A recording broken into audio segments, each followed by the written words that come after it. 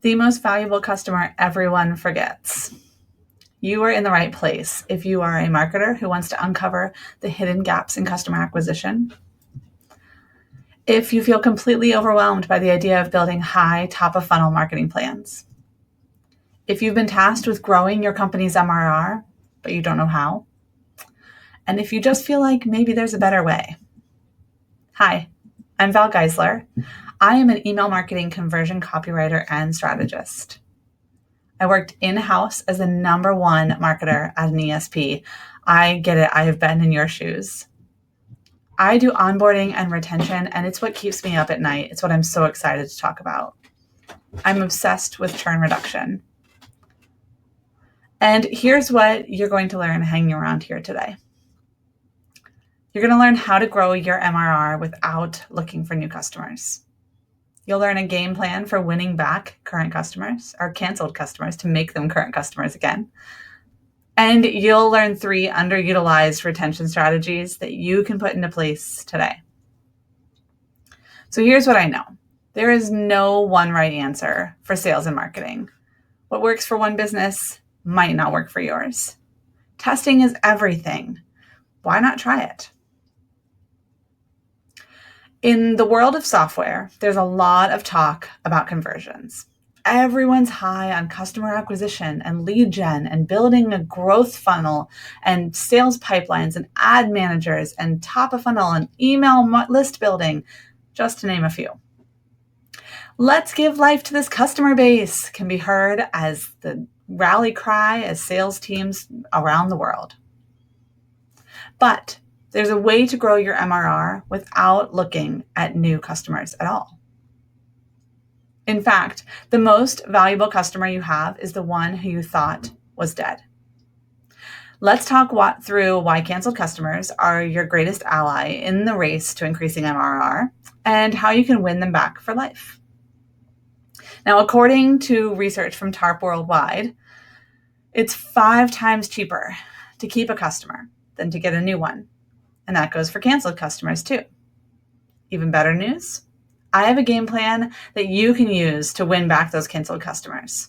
But before we dive into that, let's talk about the 3 kinds of customers to consider winning back and the scary ones to steer clear of. Let a customer service team get to talking for just a little while, and you'll start to hear stories about customers who sent in dozens of tickets, made daily feature requests, and cost the company hours, sometimes dozens and hundreds of hours in support time, and eventually they churned. These customers are vampires. They suck the life out of your team, and then they disappear. As the founder of Teachery.co, Jason Zook has dealt with his fair share of vampire customers. He says not all real customers are ideal customers. There's a lot to running a software company, and doing customer support while also running a sustainable business. Vampires are customers you can take a hard pass on.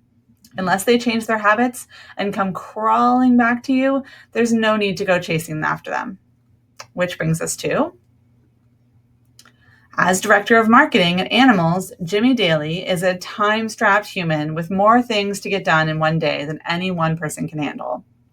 So he signed up for TaskRabbit, a task completion service seemingly made for people like Jimmy.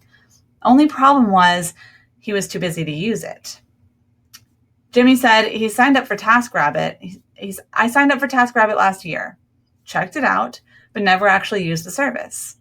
Until I do, I'm in limbo, a segment of users who has expressed interest in TaskRabbit but never actually acted on it. Customers like Jimmy, those in limbo, should be celebrated. You've done the hard work of converting them from casual browsers to interested sign-up. But just because they didn't convert yet doesn't mean they won't ever. As Jimmy said, the internet is a busy place and it's easy to get distracted.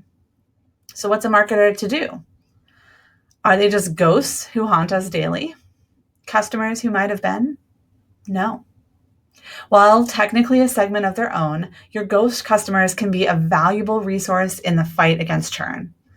They won't impact your true churn numbers, that is, if you use a free trial, but they will impact your win-back rate. just like zombies. The Walking Dead, the Undead, the Living Dead, zombies go by many names, but they rarely say hello. And you have zombie customers lurking just around the corner. They're the customers who did convert to a paid account, who were with you for a month, 3 months, 12 months, 2 years. They loved your product at one time, but they left. They're still out there, the living dead, using another product or still searching for the right fit for them. Why? That's what we need to find out. Zombies, however, can be immune to traditional communication. Email overload and the onslaught of endless push notifications have made people nearly immune to re-engagement efforts, even if they like the product, but especially if they were meh about it in the first place. The noisiness means it's getting harder and harder to successfully pull users back into your product to help them build a habit of regular usage. So, what's a business owner to do? Stand out. Look, zombie customers are the very best customers you can try to win back. They are already familiar with the platform, so they require little onboarding. They likely gave you clues as to how you can win them back, and they're still out there waiting to hear from you. Reviving the undead isn't an easy road, but it can be easier than creating a brand new customer. The first thing you need to know to start reactivating already churned customers is what churn is for your business. Well, the basic formula for churn is always the same. Churn equals the number of customers lost in a period divided by the number of customers at the beginning of the period. That period, for almost every purpose, should be annual. And SaaS churn rate experts talk often about the good churn rate of 7% annual churn. That translates to roughly 0.5% monthly churn. According to Lincoln Murphy, this means companies with acceptable churn only lose about 1 out of every 200 customers or dollars per month. On the flip side, a high churn rate is the reason you end the year with a whole bunch of new customers, but had about the same amount of revenue. And you want more revenue. If it's not already, churn will quickly become the top metric you're discussing in your all-hands meetings. Your team will start looking at retention strategies, ways to keep existing customers happy and out of danger of churning. Churn matters, yes.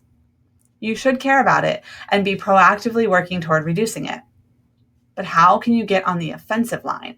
How can you put some of your team on defense, traditional retention strategies, and flip the script for your offensive line?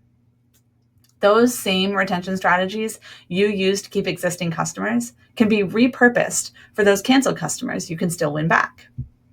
With the end goal in mind, here are the slight shifts you can make to those traditional retention strategies so that they can win over your otherwise lost customers. It's super easy to look at managing your customer support tickets and feature requests as something you only do with current customers and something that only the customer success team does. It's also easy to look at it as a one and done situation. Neil Patel's retention strategy for support follow-up takes a single instance and turns it into a world of care. So let's say a typical service request and solution looks like this. The customer says, "We have a problem." The support team says, "I've helped you. Have a nice day." I recommend that you add another layer of follow-up to this process. Customer says, "We have a problem." The support team or you say, "I've helped you. Have a nice day." The bonus follow-up here is, "Hey, we helped you a couple weeks ago. How are things going now? Anything we can help with?" But what would happen if you did that same follow-up months later? "Hey, you submitted a feature request a few months ago when you were a customer of ours. Totally appreciate that you might have found a new solution for this thing in your business, but I wanted to let you know that we did build exactly what you requested. Here's the rundown, and I'd be happy to share more if you're interested." Reaching out to canceled customers who submitted a feature request for something you've recently built can open a floodgate of new customers. Around the end of the year, you can find inboxes stuffed with offers to go annual and save. One last push to get customers to put the expense on this year's taxes and lock them in for another year, huh? And sure, you're thinking that you send the offer to your whole email list, which contains customers who have canceled, so you're covered, right? Wrong. Remember how zombies tend to be immune to traditional messaging? You have to grab their attention and speak right to them. So send those upsell emails to your current customers, sure, but draft an entirely separate message for your canceled customers. Tell them about product updates, position changes, or any other relevant and exciting details. Then make them an offer that matters to them. Now, the customer success experts at Groove found that upselling is a true power move. If you have the right offer and the right audience. In the book Marketing Metrics, the authors share a fascinating finding from their research. The probability of selling to a new prospect is 5 to 20%. The probability of selling to an existing customer is 60 to 70%. Well, you could argue that canceled customers are not existing customers. They fall much closer to the existing customer than they do to new prospects. After all, they were a customer of yours at one time. Speak directly to them, not to the masses, and they just might sit up and pay attention to your upsell. People love to talk about themselves. Ask someone what they're working on or what inspires them or what they're most passionate about, and you'll have a friend for life. Caring about your customers seems obvious, but unfortunately, it's not. As a retention strategy, it pays off in dividends to get to know your customers, where they struggle with their businesses, and your product. An advocate for the human experience, Kevin Fontenot has an idea for growing SaaS companies. He says, set up a personal call with every customer. Have them share their screen and walk you through what they do and ask where they got stuck. What can be improved? What needs to be added? While it might not be possible to get to every customer, depending on how many users you have, it's important to have those one-to-one conversations to improve your product and your retention rates. But what about those canceled customers? Guess what? It's the same.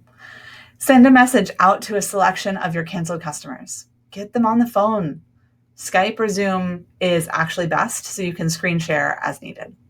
Spend actual time talking to actual human customers. Don't know where to start?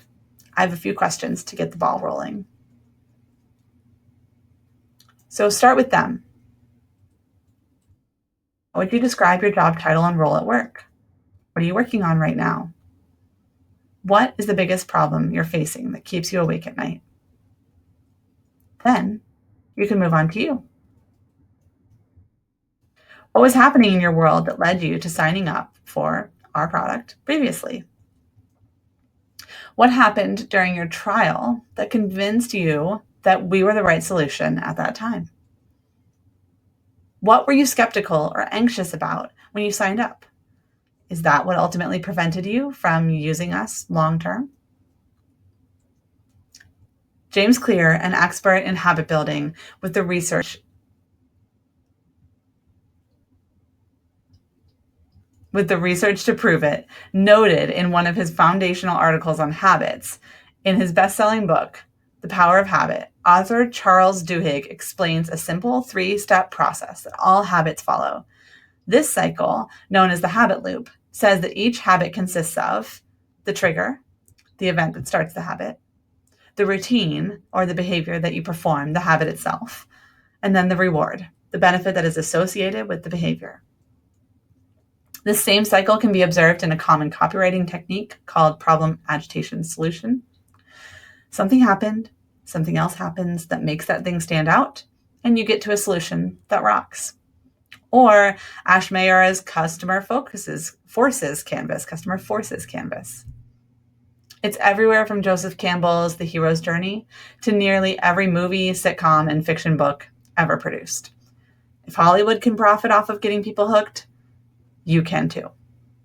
And since humans are in the constant rat race of either chasing pleasure or avoiding pain, it's natural that we develop habits around those things we find pleasurable. Do you know what someone who was a customer before is giving you a chance again will not find pleasurable? the same onboarding that they've already been through once. Creating customized onboarding for your newly won-back customers can be a beautiful beginning to a restarted relationship. The former head of marketing at AppQ's, Ty Mangan, regularly waxed poetic about personalized onboarding. It is what AppQ's does, after all. People have different use cases for your product that don't easily correlate with their role or location. In these instances, giving users the option to choose how they want to get started will steer them in the right direction and minimize the chances of them getting lost in the product. Of course, testing your efforts is the only way to know what works, and you should always be testing. Choose a segment of your canceled customers and try a few of these techniques. Record the results and then pick another strategy. Find out what's effective and go all in. Since we started talking about churn, let's wrap up with a new measure to check: your win-back rate. Bring that growing number to your weekly all-hands meeting. Talk about it in relation to your churn rate. You're still implementing changes there, right? Good. And then make sure those customers who come back to life stay that way. The last thing the world needs is more zombies. Marketing is all about testing. What are you taking away from today for your own marketing plan? Now remember, this is not just theory. This is exactly what I do every day with my clients. And these tricks work on every business with humans as their customers, which, by the way, is every business. Now, whatever brought you here today, maybe you wanted to get better at your top of funnel marketing. Maybe you thought you'd pick up a few new tricks. Or maybe you know the value of thinking outside of the traditional marketing box. I want to make sure you walk away with this. You can grow your MRR without looking for new customers. Building connections with past customers is the fast track to growth. I'm here to help you see it through. Einstein said that everything in life should be as simple as possible, but not simpler. So I want to take you from onboarding to long-term retention. You can get your copy of the Dinner Party Strategy, a framework for building custom onboarding, at valgeisler.com/TDPS. If you have questions, you can reach out to me, val@valgeisler.com, or you can head to my website, valgeisler.com.